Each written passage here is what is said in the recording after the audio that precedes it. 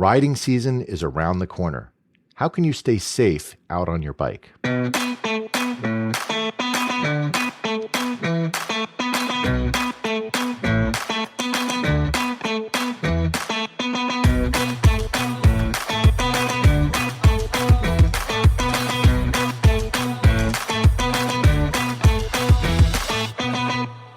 Welcome to the Throttle and Roast podcast. I'm your host, Neil Smearshart. In today's episode, we'll be discussing motorcycle safety. I know this can be a touchy aspect for some riders, and there are some strong opinions about riding gear, certainly here in the United States. I'm sure there will be listeners who don't agree with me on everything, and that's fine. There are riders who feel that the danger inherent in motorcycling is part of the appeal, and that may be true. But I do believe having an open conversation about motorcycle safety is important. And even if you like the feeling of danger, there's probably an advantage to minimizing the risks whenever possible. So I'm going to start on a little bit of a downer note here.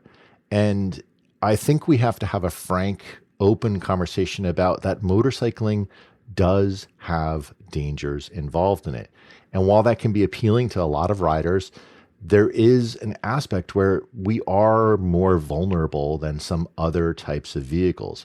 So if you think of cars, you're surrounded by a cage, you're far more protected. Out on a motorcycle, we are exposed and we only have two wheels that are providing us connection to the road. So there are more likelihood of accidents. You see a similar situation with bicycle riders.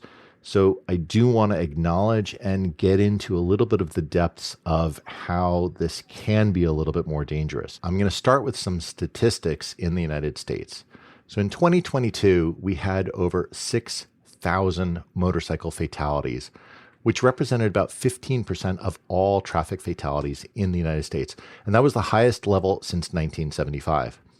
But there's a couple things that are factors that contribute to this. About 35% of the fatalities actually happened with riders who lacked a valid motorcycle license. So if you're riding and you haven't gotten the training, you haven't gone and even gotten a license, you actually have a higher likelihood of actually being one of those fatalities.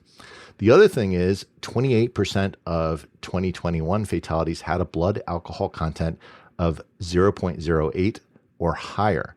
So drinking and riding is another massive factor into it. Now, I know there's the cliche image of bikers hanging out by a biker bar and drinking and then riding, and that does contribute to a higher likelihood of an accident. There are some studies where motorcyclists were injured, showed that roughly half of those motorcyclists had been drinking before the accident. So drinking and riding is a huge impact onto this. And we have to realize that riding really requires all of your senses and your attention. And because of that, anything that's going to diminish that, maybe you're having an off day, you're feeling a little lousy, or you're tired, you have a cold, whatever it is, all of those are going to contribute in a negative way towards your ability to properly ride the motorcycle. So minimizing that is going to go a long way towards reducing your likelihood of an accident and certainly of major injury or fatalities. So key thing, just don't drink and ride. I know it's something that some people feel okay with, even if in small amounts, but any amount of alcohol increases the odds that you're going to be in an accident by more than 5 times. So just avoid it if you can. And I know I sound like I'm preaching a little bit here, and I probably am. I'm on my soapbox, but if you want to be able to continue to enjoy riding for as long as possible, just do it when you have all of your senses about you. Now, another one that we talked about is that the riding without a license and probably no training either. And more than a third of all fatalities, they didn't have a license and they probably didn't have any training at either. And the reality is why this happens is that here in the United States, license tests are kind of a pain. You know, here in New York State where I am, you need to provide a motorcycle and a car and another rider who has a license for both. And then they ride the bike to the testing course. And then what happens is the evaluator gets into the car with them. They drive the car and give signals to you with horns to make a left, make a right, etc. on there. as you're being evaluated when you ride. So it's a lot of logistics challenge to be able to just even get to ride. Now, I know that Europe tends to be even stricter with all of the graduated licensing. And while that can be frustrating, in some ways, maybe riding a 200 horsepower sport bike just after getting a license isn't a good idea. And that's what we actually have available to us in the United States. Same thing with a large 1900 cc cruiser that's weighing 900 pounds for someone who just got their license may not be a great idea. And that's the thing, is that if you haven't had the training, you haven't built up to that capability of this, or even bothered to get a license, the odds that you're going to be able to successfully manage that motorcycle is going to be diminished. So one thing that can help you is to even take something like the Motorcycle Safety Foundation basic course. And if you're just getting started riding, this course is a really good basic introduction to riding.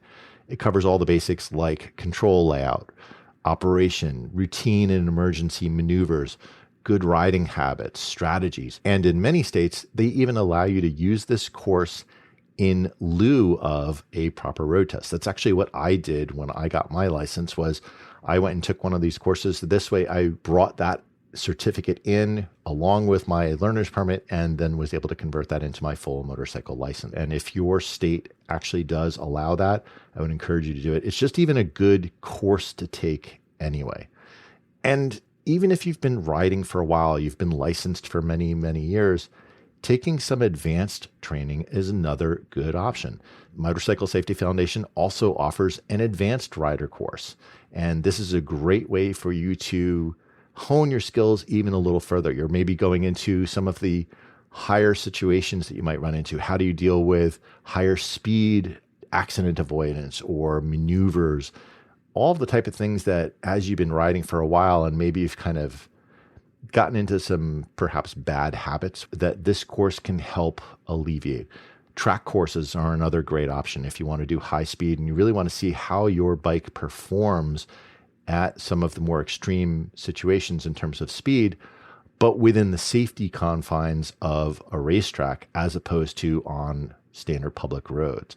Of course, adventure riding is super popular today. There are courses that are geared towards adventure riding. So if you've never taken your motorcycle off-road and you want to learn how that feels, because the bike's going to feel a little different, it's going to move a little bit underneath you as you're riding off-road, taking one of those adventure riding classes is another great option. So training is a wonderful way to improve your skills and minimize the chance of an accident that could result into major severe injuries. Now, the other bit that is going to help you with avoiding this, training, I think, is one of the key criteria. And I think that's probably a little bit less objectionable to most people, is to say, oh, go and get licensed, get your training. But I'm going to start to talk a little bit about riding gear. And this is where I think there can be a bit of differing opinions, certainly here in the United States. We have some states where people vehemently argue against wearing helmets.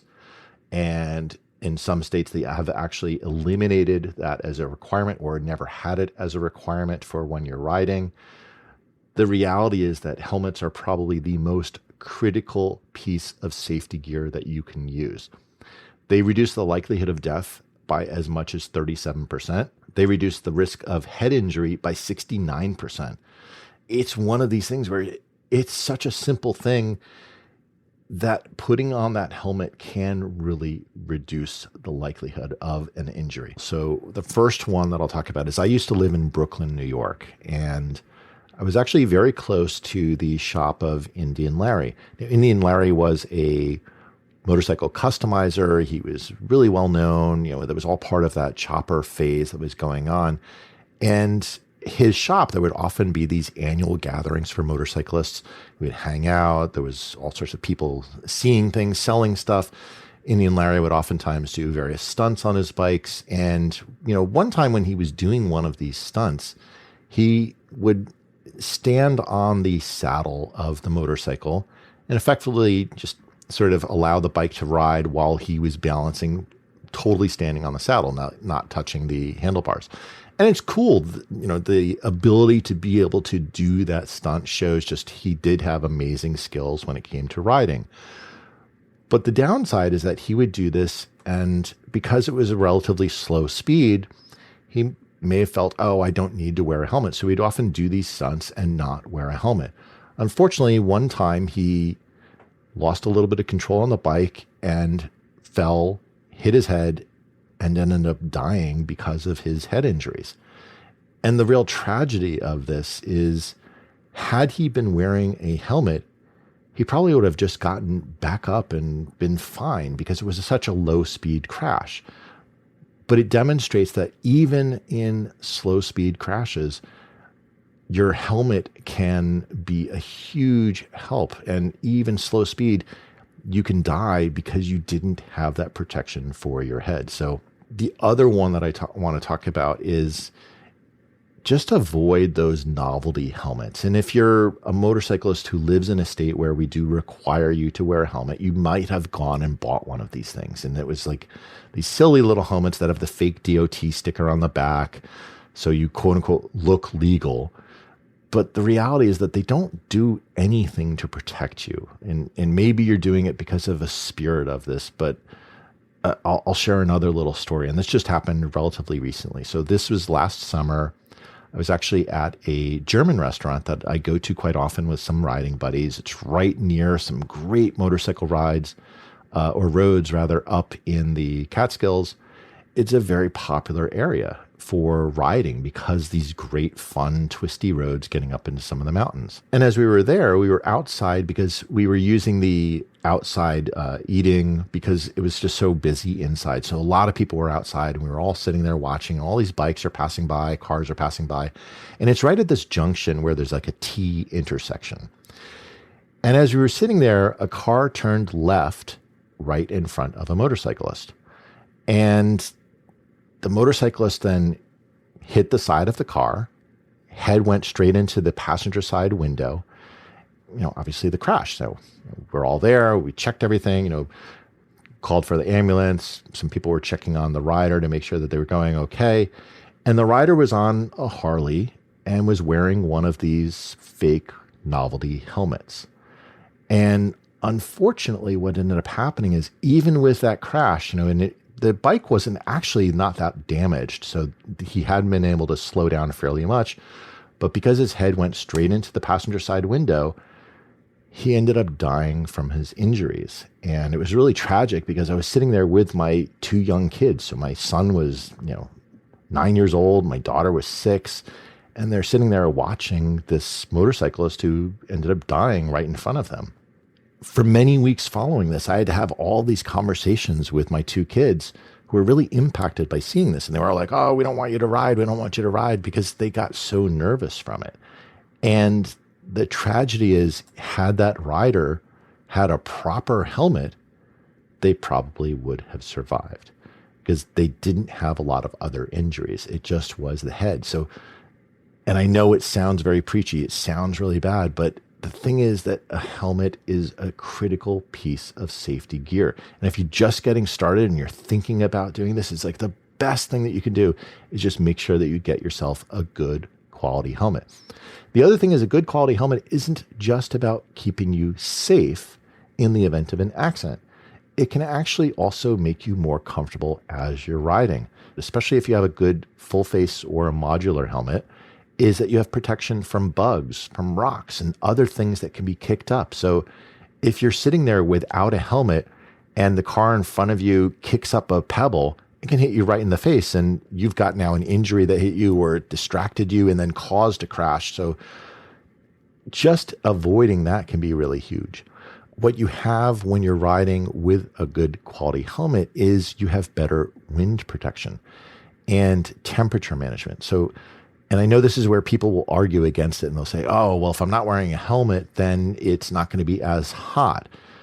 The reality is that if your skin is exposed out into the elements, all of that sunlight is hitting directly in your skin and actually can become warmer.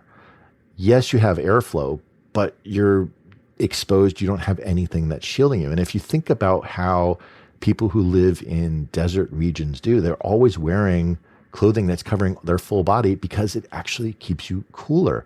So the same thing happens is exposed skin is often hotter than covered skin.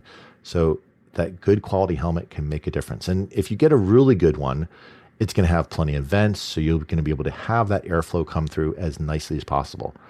The other thing is that beyond just the heat management, the other thing that you'll get is sound management. So you will reduce some of that wind noise that was coming up over your ears, which can just be very fatiguing. So having a good helmet can help you just ride longer, be more comfortable as you're riding. So it's a really critical thing.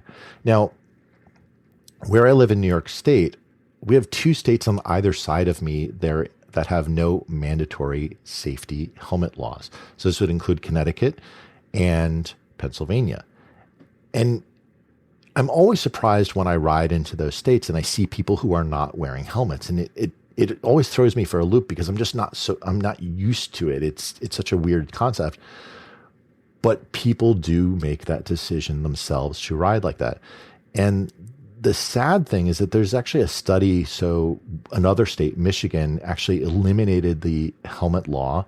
And they showed that in their first year, there was roughly about a 25% reduction in helmet use by riders in crashes and a 14% increase in head injuries. So just by eliminating the requirement, you had a uptick in head injuries. And that's a really tragic situation. Louisiana also had this, but in the opposite direction. They actually reinstated a helmet law back in 2004, and fatalities reduced by more than 30%, and severe and moderate injuries were also decreased as a consequence of requiring helmet. These are situations where it can dramatically help you with being safer just in the event of a get-off, even if it's a slow speed get-off like what Indian Larry had, or you have someone who turns left in front of you. If you're wearing a proper helmet, you probably would have survived and maybe even not had any injuries really to speak of beyond maybe some bruises. I do want to talk about things other than just the helmet because I'm what sometimes is called an ATGAD rider. And what this means is all the gear all the time. And one of the things that could be a bit of a mindset is if you have already a lax mindset where you don't want to use safety gear, it may actually be contributing to the likelihood of a crash because you're not respecting that there is an opportunity or there's a reason that you could be injured into the bike. And so maybe you're a little bit more like not paying attention, not being as aware of your situations as you would be if you were sort of taking more to heart that, hey, this is a more dangerous activity and I'm going to wear the proper gear for it. So the reality is that if you're going to do this, you need to have proper jacket, pants, gloves, boots. You need to have all that safety gear. And I've seen many times where people will ride in, flip-flops or, tennis sneakers and stuff like that. And the shoes do make a difference because you want to make sure that your ankle is protected because it's very easy to twist it in the event of a get-off. So having the proper gear makes a difference. The thing you can do is you can also adapt the gear to the conditions that you're riding in. So I actually ride year round. And so when it's colder weather, I'll actually add in heated gear. I actually just, the snow finally melted from the streets this past week. So I actually did take a bit of a ride and it was still 30 degrees, so it wasn't super warm. But I simply put on some heated gear.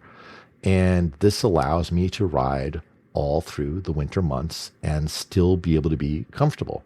On the flip side, when it's in the summer months and it gets into that really, really hot weather, I'll put on a mesh jacket and mesh riding pants to be able to get some more airflow. And this is also a light colored jacket, so the sun is going to reflect the heat energy off of it.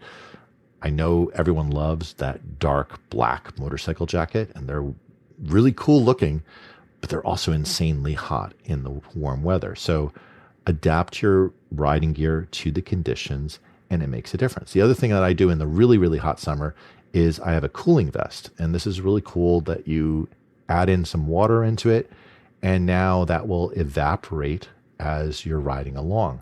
And there's usually 2 variants of this. There's usually ones that you effectively soak and they absorb the water directly through the material.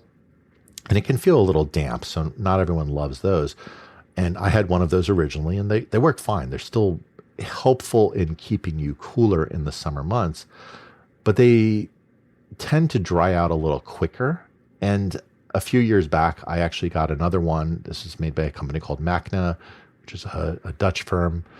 And what it has is you actually put the water inside of it. So there's like a valve that you open up and you can pour the water inside. And it then holds the water for a longer period of time. It evaporates a little bit more slowly, but it still keeps you cool. But easily, this will reduce the apparent temperature by at least 15 degrees. So it's 95, 100 degree Fahrenheit temperature. It'll feel more like it's like in the 80s. So there are riders who will be bothered by, I just want to go out for a ride. I don't want to have to then switch into all this riding gear and, change my pants, from my jeans or whatever and put on riding pants and all that stuff. And it's too much of a pain. Well, the other thing you can do there is look at the Aerostitch Roadcrafter suit. This is an awesome suit. It's not the most beautiful looking suit, I'll be honest, but from a convenience perspective, it's unmatched. You can put this on and take it off in about 30 seconds. It's super easy. And you just put it on top of your regular street clothes. So this is why it's very popular here in the United States with commuters, because you can wear a dress suit outfit with it. Put this over your suit. You're going to be well protected. It's got armor. It's got all of the abrasion resistance with the type of denier that they're using for the materials. But it's 30 seconds to put it on or to take it off. So very, very easy. Eliminates all the concerns about, I don't want to take all that time to switch into my riding gear because it's 30 seconds and you're on the bike and you're going. No big deal. That's about some of the riding gear that I think is really critical to help you in terms of that motorcycle safety. Now, the truth is, in spite of all of those efforts that we have for protecting ourselves in the event that we do get into an accident and trying to have the training so that we don't get into one in the first place, there are still situations where an accident may occur. If you're riding in a group, there's a few things that you can bring with you that will help in the event that someone in your group has a situation where there is an accident that has occurred. So, or number one piece of gear that you can bring with you would be a first aid kit. Now, look, none of us is going to be a trauma surgeon on the side of the road, but if someone gets injured and you're able to, cut down on some of the bleeding if there's an exposed injury, or even if it's a light injury and you're able to support them right there, maybe it's just like a couple bruises, whatever, you've got some stuff that can at least help to mitigate some of this. The other thing that's important is that you need to have some communication gear. So at the very minimum, have a cell phone. This way you can reach out, call for emergency services. The other one that you can use is a satellite device. So if you're in some of the fun riding roads tend not to have cell coverage. So a satellite device like the Garmin InReach is another great option. I actually had a ride that I did a number of years ago where one of our riding buddies, it was his first time doing a long trip and ended up crashing into the side of a tree, dislocated his thumb. So like that was the major extent of his injuries because he was in full gear. So at least that was good. But he was just too tired. He wasn't used to riding for a long period of time. And where we were, there was no cell coverage. But I did have at the time I had a Spot Messenger, and I was able to call for emergency services as a GPS. So it was able to locate and get the emergency services to come and get an ambulance to be able to take him to the closest hospital. So having these type of emergency communication devices is really critical if you're going to be going in a group ride, just to have that support. The other thing is, even if you're riding solo, that same situation of being able to call for help. So try to do some of those. The other one that I would say is really important, and this ties into a bit of that rider training that we talked about earlier, is also do some emergency training. Because the reality is, after a crash, it's typically going to be 5 to maybe 30 minutes for an ambulance to arrive on scene. And this is assuming that you're able to call for that ambulance immediately. But if you're riding in that group, you really want to be able to assist that rider. So I mentioned that first aid kit would be a really critical piece. Having some basic CPR and injury treatment training will help you then be able to leverage and use that first aid kit.